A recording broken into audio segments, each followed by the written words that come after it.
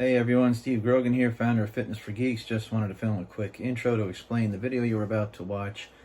You're going to hear me say something in it like Steve Grogan from Geek Wing Chun, Steve Grogan from Exercise for Martial Artists, or something like that. These are channels I used to have, and these videos used to be on those channels, but they fit the Fitness for Geeks paradigm as well, so I have repurpose them for this channel. If I did all that work already, why bother redoing it, especially in the case of longer videos like the one with my coach. He lives in Florida now, so I couldn't redo that anyway. So just wanted to give a quick little introductory explanation, and I did that. So without further ado, let's go on to the video itself. Hey everyone, Steve Grogan, founder of Geek Wing Chun here. Please hit subscribe and like before we get started. I ask for that right away. Today, you're going to be watching me go through my entire high-intensity training workout. I wanted to post this so that anybody who doubts that 30 minutes once a week can get your results can see it's not too good to be true. It's not a lazy person's workout dream come true, because you can't be lazy and do this workout. I'm here with my trainer, Jay Vincent. He runs BioFit NY up in upstate New York. Currently has the Clifton Park, New York location, it's just off exit 9 on I-87 for those of you who may be watching in upstate. And you planning to? There was a location in Albany, but had to cut ties with that. But are you going to open any other upstate New York? Not anymore upstate New York, so I had a Albany location, but decided to pack up the MedX equipment, which was in that location. I'm going to be moving it to either Sarasota or Tampa, Florida. So down south. Okay. Well, so only one for New York. Well, we're going to get going through this, and as we go through, I'm going to ask Jay some questions that I had before I got into this, so that some other people might have. Jump right into it, and this actually leads into one question I have to pose for him, which is, why do you see me sitting down and getting right to work, and there's no warm-up, and at the end they will see there's no cool down? So why not? That's because we choose a resistance that allows you to reach what's called momentary muscle failure in about a minute or a minute and a half. The first few repetitions, done slowly controlled, are not very intense. They don't require much effort. That is your warm-up. What a warm-up is, well, most people use it as a set or an exercise of low intensity, doing what they believe is to get the blood flowing and get things warmed up. A warm-up is not required in any exercise, but if you're doing an exercise properly, the first few repetitions will be relatively low intensity, and that will allow time for blood to circulate and your heart rate to increase. And it's essentially a warm-up. So, if anything, a warm-up is psychological in nature, but it provides no real physiological benefit. Bring your elbows out a little bit. Oh, there we go.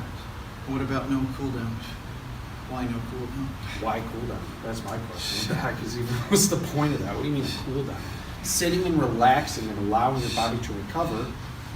Right there. Accelerate. Push, push, push, push, push. Further, further, further. Good. Control it down. Control it down. Ease out of the bottom. Now push as hard as you possibly can. Stay on it. Stay on it. Stay on it for 10 seconds. Keep pushing forward. As intense as you can. 9, 8, harder. 7, 6. Try to move it now. 5. Move it. 4. 3, 2, 1. Cool down, warm up. I believe that people came up with these sorts of things to make their workout longer because they erroneously believe that you need to be in the gym for a certain amount of time for whatever reason. But there's absolutely no physiological benefit to either. Just the way it is. I'm not sure. I think that might be the No, that's fine. The seat's fine for me? I've always got it set at the same spot. Generally, everything is pretty much preset. And all I do is just switch the weight real quick. Just to add a note about, or you helped me there, where you put your hand on the machine when I was struggling at the end there. I'm sure there's some viewers out there might think, Why are you helping him? You're helping him cheat. Okay, So the purpose of an exercise is not performance. It is not to see how much you can lift or see how much you can do. The purpose of an exercise is to effectively fatigue and stimulate the muscle tissue through deep muscular fatigue. The reason I put my hand on here sometimes is to make him subconsciously think that I'm helping him, so that way he will contract harder. I've noticed over time, and a lot of trainers who do this as well, that simply by putting your hand on the machine, their subconscious mind goes, okay, I'm safe now, and they will contract harder. This allows me to help him generate a deeper level of muscular fatigue, which in turn will result in a better stimulus, a better response in terms of muscular strength, growth, and every other functional aspect of fitness that goes along with that. Their drive. I'm not helping him, and if in the event I were to help him, it would be called a forced repetition, which I'm probably going to do on this, where I am going to help him because he's contracting as hard as he can. You get a little deeper than that, right? Go now. Fast, fast, fast. Deeper, deeper. Good. Go again. Drive, drive, drive, drive, drive, drive, drive. So now I'm going to give him a forced repetition. Here, go, go, go, go, go. He's stuck. My assistance is allowing him to continue a deep level of inroad through the entire range of motion. Here, I'm not helping him. There is no help. Here, go. Squeeze. Good. One more. These are called assisted or forced repetitions. Go, go, go. Now I'm going to help him get it all the way to the bottom. Hold it. 10 seconds. 9, 8. So he's holding it in the fully contracted position. Pull down. Faster, faster, faster, faster, faster. Keep going. 3, 2, 1. Good. The whole point is fatiguing your muscles until the point they are incapable of producing a muscular contraction. When this occurs, it means you have completely fatigued every available motor unit and effectively stimulated them with enough stress to produce an adaptation with adequate recovery time. You cannot do this every day because we are stressing the muscles and everything that works with the muscle. That's going to be your nervous system, cardiovascular system, your bones, tendons, all the connective tissues. This is a stress. So we are deeply stressing the body. The body goes, whoa, that was tough. I need to adapt and improve to protect myself. So then we give a few days for this to occur, and then we do it again. People are under a huge misconception that your body is changing as you are in the gym. This is wrong. Exercise is a stress that your body adapts and recovers from. So doing this more is not better, but doing this more intensely is better. And if you're doing it more intensely, you have to do less. And that is why this is a short workout. And speaking of, when you just said the thing about doing more there, that reminds me of one of the big differences between this and other workouts is, well, aside from the once a week 30-minute, is focus on something called time under load, or TUL, instead of reps, because that word more made me think of more. You know, people usually are like, I want to get more reps. So why? Well, I want to pose two questions to you. First is, why time under load instead of reps? And the second, which is not related to that, but if you could explain the breathing, well, I think after that. Okay, so exercise volume is not sets and not reps. That is the incorrect definition. Exercise volume is time under load or effort over time. So since he is continually loading the muscles without taking a break, notice how he's going slow and leaving the muscles under tension, I'm timing the amount of accumulative time under load or effort over time. So you take a traditional exercise set, go about 1, 2, 3, arbitrarily to 10 repetitions for one reason or another. They'll accumulate about 10, maybe 15 seconds time under load like this. Do 3 sets of that, they've done 45 seconds of muscular effort. We, in one set, are doing 1.5 minutes of continuous muscular loading. This is volume. We are doing about twice the amount of muscular work, drive, fast, fast, fast, fast, as a traditional workout. This ends up being more exercise, push, than a traditional slow hour-long bodybuilder. Ready, go. I'm gonna give him some negatives here. Ready? Easy. I'm gonna help you up, go. Now, 5 seconds on the way down, slow. 5, 4, 3, pause, go. Another 5 seconds, come on, bite it. You got 2 more, control it down, pause it, pause it, pause it, pause it. Again, 5 seconds, go. 5, 4, 3, 2, pause it, go. I'm gonna take you to the point where you can't even hold the damn thing. Let's go. 5, 4, 3, 2, pause it, go.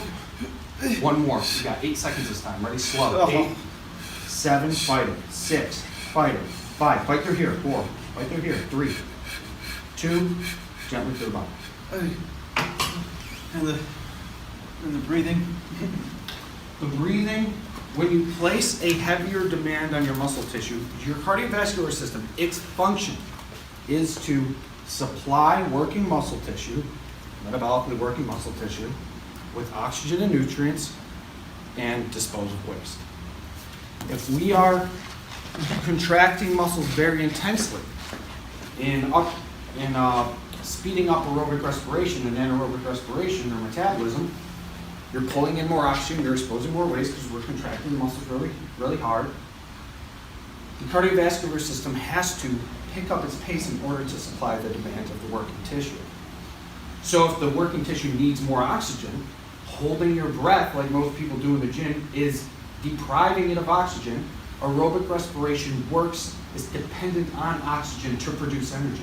If you hold your breath, your tissues cannot produce ATP and cannot create a muscle contraction.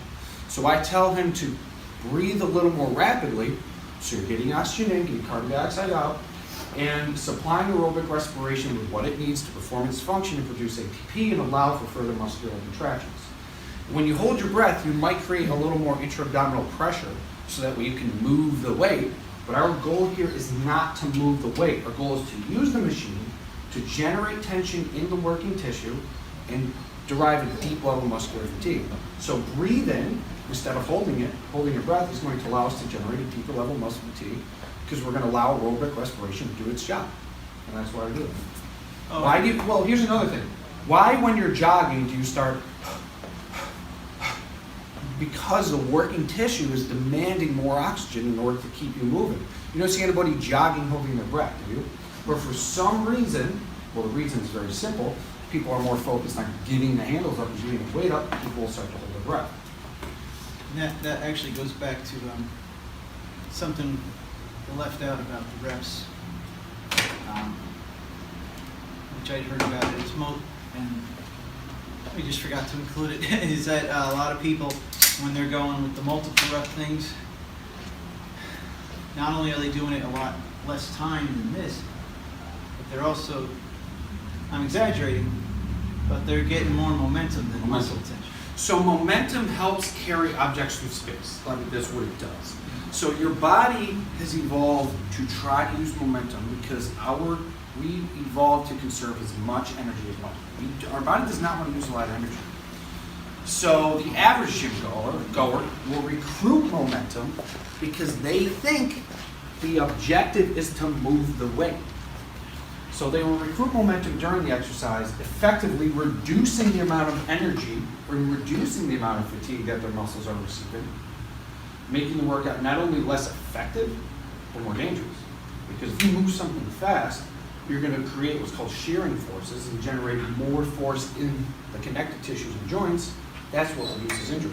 So by moving slowly and reducing momentum, the working tissue is working harder, and we're almost eliminating any chance of injury.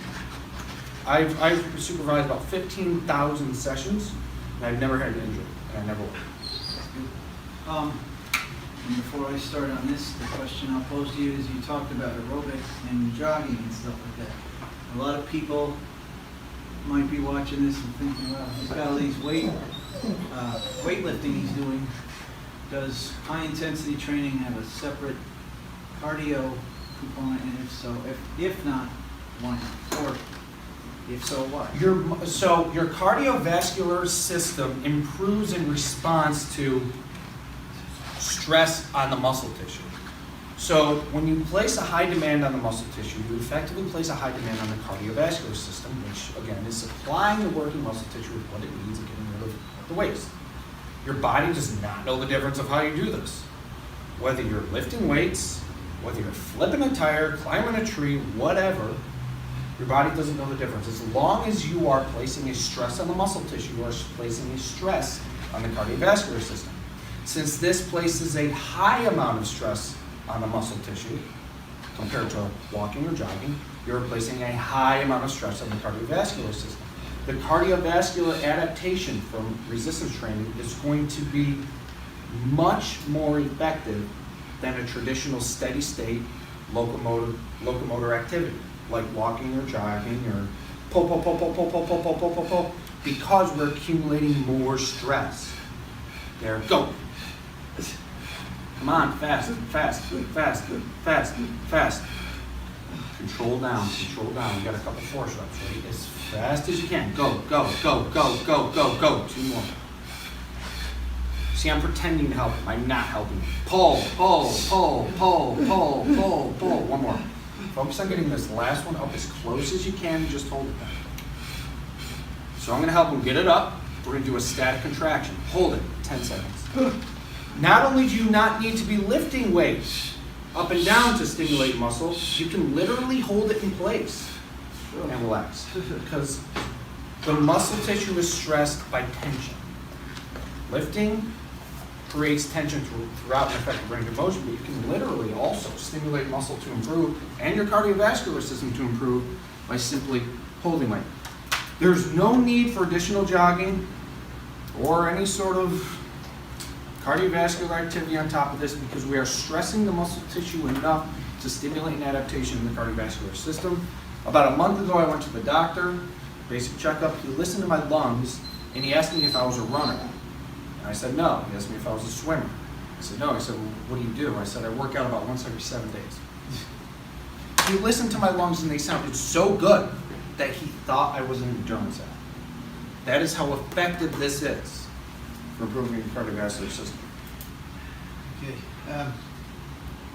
Now I gotta kind of lead you into the next answer here, because I was just thinking the lack of a separate cardio program might turn some people off because they think cardio is what helps burn fat, and if it's not cardio, then can you answer me what actually does?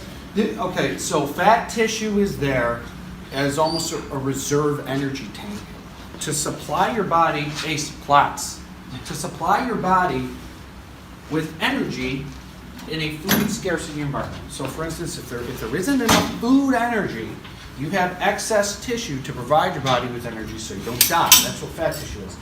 The way to mobilize this extra energy is to create an environment of a negative energy balance.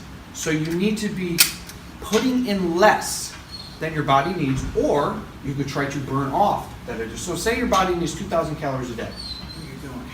Say your body needs 2,000 calories a day. You can either try to burn off 500, which will take hours of activity, likely stimulate hunger, and wear your knees out in the process, or you can just simply not put it in. 1 second. That's our mascot Ace. Lots.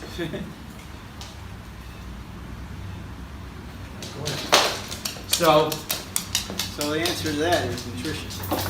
yes, so you want to create a negative energy balance. You can do so by trying to burn it off through activity, which is time-consuming, dangerous, and ineffective, or just not put the food in. What kind of eating habits should people follow in combination with this? Calorie deficit of some sort, so you want to find your basal metabolic rate. There's plenty of calculators online where you can find your basal metabolic rate and simply eat less calories than that. The best macronutrient approach is higher in protein. So you want to make sure you're getting adequate protein, push, which is about 1 gram of protein per pound of target body weight. Say you're 200 pounds, you want to do 150 pounds, you want to aim for 150 grams of protein a day. Push! Push, push, come on, get up, get up, get up, get up, get up, get up. Now keep pushing, 8 seconds, keep pushing. 8, 7, come on, 6, 5, get up. 4, try to move it. 3, try to move it. 2, good. So the reason we only need to do 1 set is because when you're carrying a set to momentary muscle failure, you are recruiting and fatiguing all slow, intermediate, fast twitch muscle in sequential order. So the first few low intensity reps are going to be recruiting your slow twitch muscle fibers, which produce very little, well, not very little, but less contractile force. So muscle fiber, slow, intermediate, fast twitch is recruited based on demand. So low demand exercise is recruiting slow twitch muscle fiber. Slow twitch muscle fiber does not have a great growth potential. The most growth potential is in your fast twitch muscle fiber. So we can recruit these 2 ways. We can do something explosive, lift something really heavy, or slowly and in a controlled manner, take a set to momentary muscle failure. That's what we're doing in order to recruit and stimulate fatigue, the fast twitch muscle fiber, which has the most growth potential and is responsible for the most force production and or strength. I'm trying to think of the best angle for this one. The best thing would probably be Now, leaving nutrition for a second and going back to the weightlifting part of it. As you can tell, this is a circuit of the same exercises every week. Sometimes you might jostle up the order a bit, but it's the same exercises. And people say, oh, you know, you keep doing the same exercises over and over, you'll hit a plateau and you'll stop seeing improvements. I've always wondered, I mean, wouldn't that be true only if they kept using the same weight? That's exactly true, because people don't understand the basic concept of progressive overload. So people will go in the gym, use the same weight, same reps over and over and over again, because they simply do not know what progressive overload means. And in that case, yes, you will hit a plateau, but what we are doing is tracking progress, and as he gets stronger, we are adding resistance. This is called progressive overload. In this case, you can do the same exercises, and you should do the same exercises every time. Because when you adopt a new exercise, there is a skill component to that. So over the first few times of performing that exercise, your body has very little skill. And your strength improvement that you notice in that particular exercise is partially due to your body learning how to do it more efficiently. Now, if you keep the same exercises every time, every improvement that you see is going to be a strength improvement and not a skill improvement, because your body has already gotten past that skill adaptation. Ace, go lay down. Push.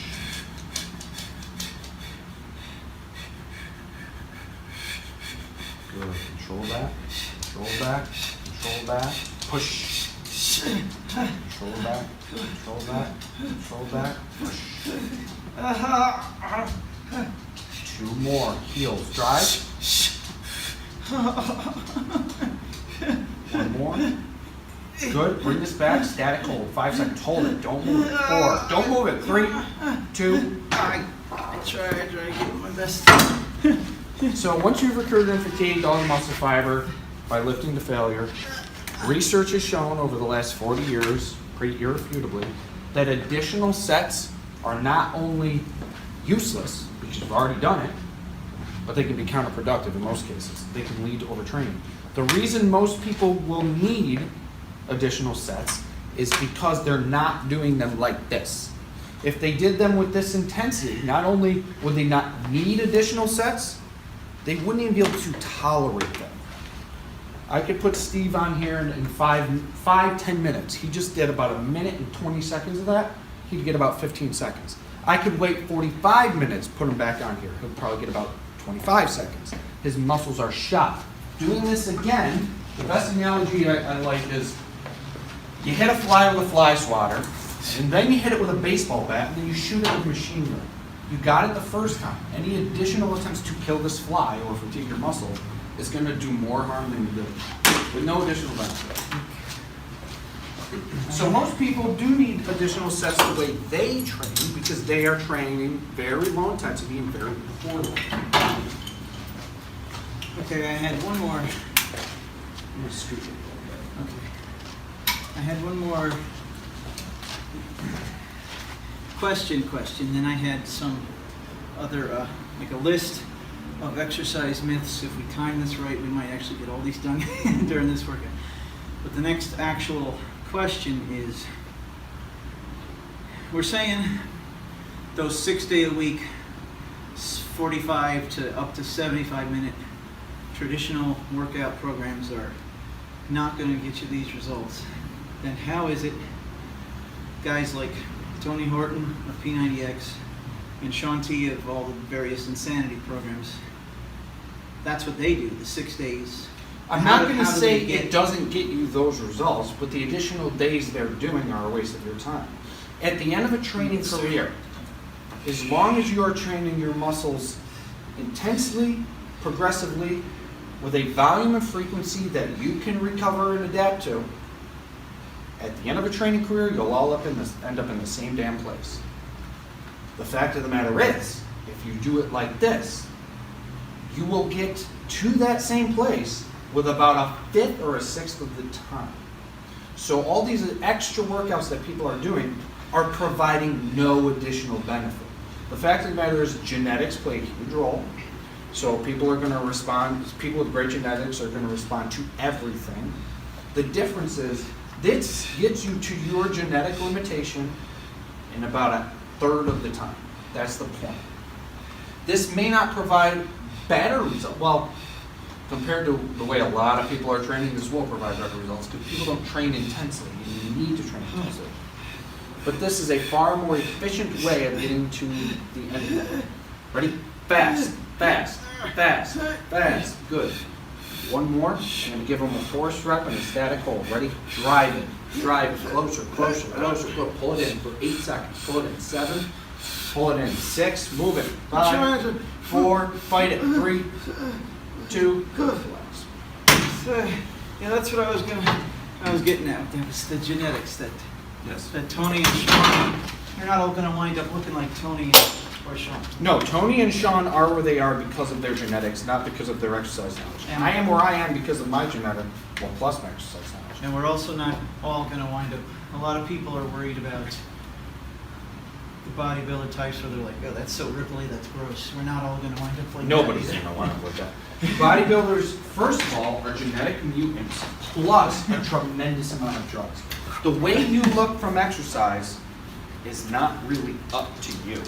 You cannot sculpt and mold your body into what you want it to be. There are genetic factors that play a role in this. That's going to be the amount of fat cells your body has, muscle belly length, your fiber type distribution, certain expressions of genes like interleukin 15, the amount of myostatin you have circulating in the brain. There's a gazillion different genetic factors that play a role in how you respond to exercise.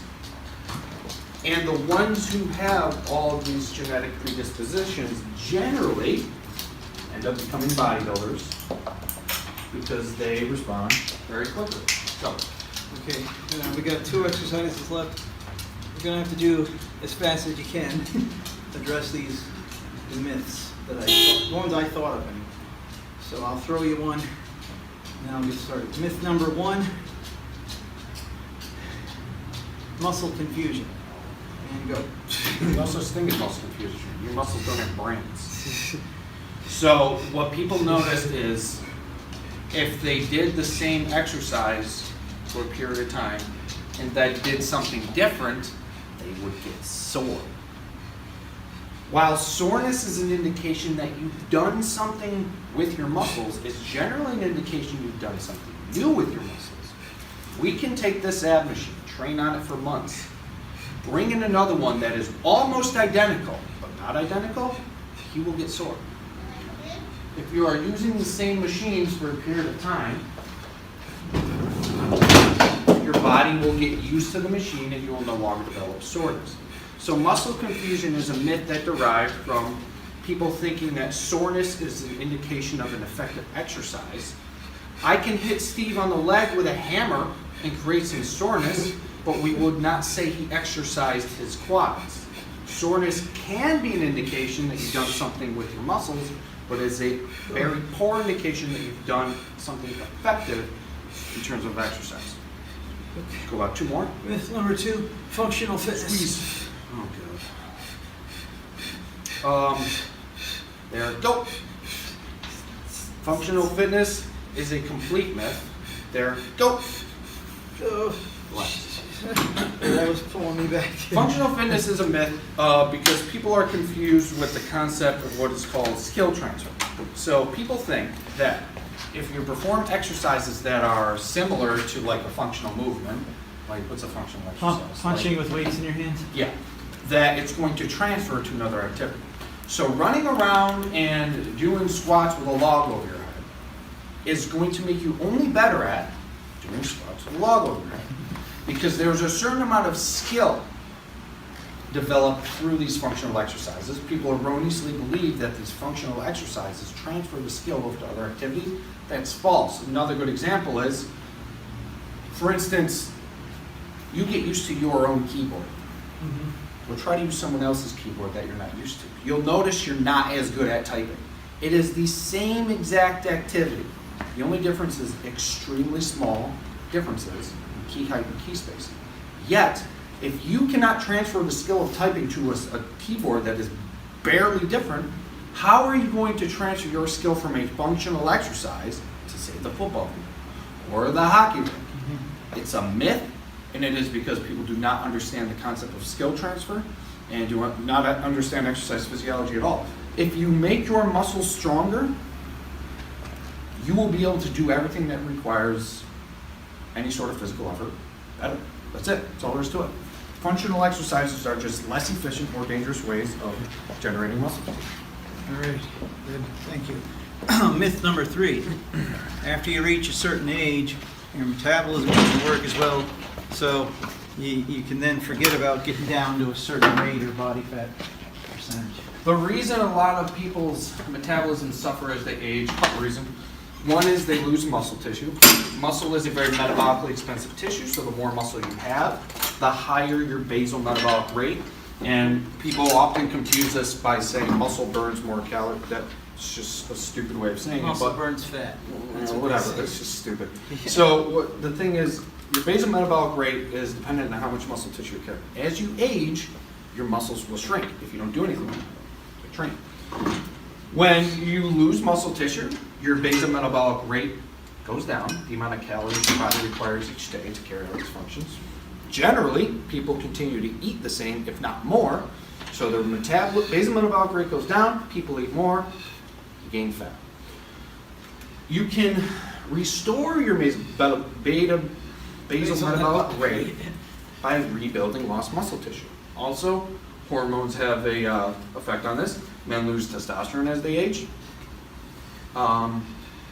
Reduction in testosterone will affect your ability to burn fat, but training with weights and adding muscle tissue will restore testosterone levels as well. And a quick other myth that I forgot, which he reminded me of while I said, when he said the muscle burns fat myth. It's not even really, this is one you don't have to feel because this is an easy one. Well, you gained weight because muscle weighs more than fat. Well, if you have let me ask you, if you have a ton of bricks and a ton of feathers, which weighs more? It's a ton. Yeah. You just have a hell of a lot more feathers. Okay. Muscle is more space efficient than Dense. fat. Yeah. Right, dense, more dense. Muscle is, yeah, it's more space efficient. So I'm about 205 pounds. You take someone who's 205 pounds with fat, they look a lot bigger than me. Because muscle is more space efficient than fat. Yeah. Muscle does not weigh more than fat. It doesn't even make any sense. Yeah, I don't if even know you why have 5 pounds of muscle and 5 pounds of fat, they're and here's the both thing 5 too. pounds. Right. So if you're lifting weights and you're still gaining weight, the thing is you cannot add muscle tissue at the same rate as you can reduce fat tissue. You cannot do it on a 1-to-1 ratio. You can lose fat tissue far more quickly.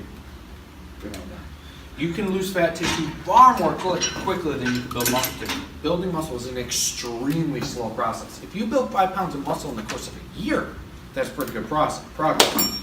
So people will start exercising and they'll gain weight and they'll say, oh, because I'm adding muscle tissue. No. If you are overweight and exercising, the number on the scale needs to be going down. If it is not going down, you are eating too many calories. A lot of what happens is people start exercising 6 days a week. They go on that stupid elliptical and they stimulate hunger. So now that they've done so much activity without even realizing, because they don't watch their diet, because they think that exercise alone is going to help them lose weight, they end up eating more calories than they originally did. And that's why they're gaining weight. They're not adding muscle. It's bullshit. Okay, well, we're done with the workout. I had 3 more myths. We can just give like rapid fire speed round because they're not going to be following us around. And by the way, this workout is generally done with far less rest in between. Yeah. We're asking questions and answering questions today, so it is a lot slower. Generally, it's failure, boom, failure. In order, less rest in between exercises is going to keep the heart rate up. It's going to make everything a little more intense. Okay, well, we're entering the speed round here. I mean, as short as they can be, but as long as they have to be answers. You know what I mean? Yeah. Okay. Myth number 4. It would be best to follow a specific diet like Atkins, keto, primal, etc. No, people just like to associate themselves with groups. I don't know why. Atkins is on the right track, but research has shown that as long as you're in a calorie deficit, your macronutrient breakdown makes absolutely no difference. But they did find that diets higher in protein result in better body composition because it has an anti-catabolic effect of muscle tissue. It helps you preserve muscle. Okay. Myth number 5. Don't eat after a certain time of night because your metabolism slows down while you sleep and it'll be that much harder to burn that meal That's off. bullshit. So the fact of the matter is, the eating at night is just additional calories you're tacking on in a 24-hour period. It has nothing to do with the time of day. Obviously, yeah, if you're eating in the middle of the day, you're a little more active, you're going to burn a little more off. But eating at night it's not because your metabolism is slower, it's because you're just adding additional calories by that midnight snack that you don't eat. Okay, and last one, that I thought of. Myth number 6. If you don't eat enough calories, you'll enter starvation mode Bullshit. and you'll stop burning. Bullshit. You can go to a third world country. They're not eating enough calories. Are they overweight? No, it's crazy. The reason that myth happens, starvation mode, is people are making an excuse for why they're not losing weight. The fact of the matter is they're not tracking the calories properly.